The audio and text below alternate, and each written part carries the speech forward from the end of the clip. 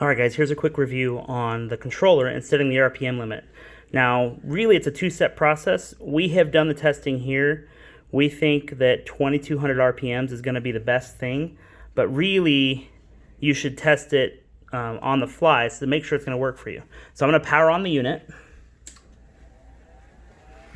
And then here's your controller powered on. Now, in order to change these things, you do need to have it running. So you're going to come up and turn on the controller. And now, we want to just do a quick test. So the thing you're going to do is on this switch button. See here? You have 4 different options. You have volts, watts, amps, and RPMs. So we're going to press the switch button until it shows us, oops, that was RPMs. So there's amps, there's watts, there's volts, and now we're at RPMs. So currently the pump's running at 3,400 RPMs. Well, before I program it, I want to test, so I literally just push, see, I push the down button till I get to our desired 2,200 RPMs. And then that sets it, and the pump will slowly drop down to that 2,200 RPMs. Now this is only temporary. So now that's at the 2,200 RPMs, you're going to run over, you're going to test your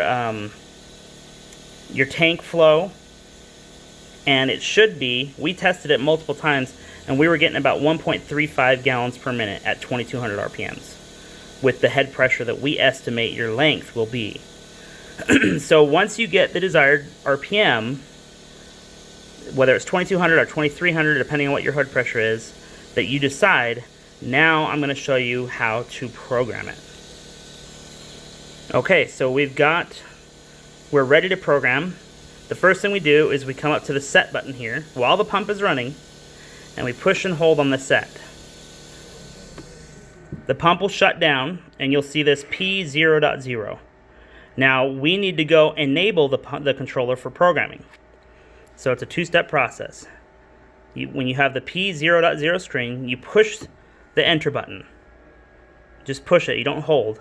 And then you push the up and down arrows. So we're going to go all the way to the number 12. And the number 12 is for programming. When it's blinking, then I select enter. And now I'm able to program our controller. And we are going to set a predetermined program RPM limit. So I need to take this P0.9 and hit enter. And now you can see it's programmed to be at 4,000 RPMs.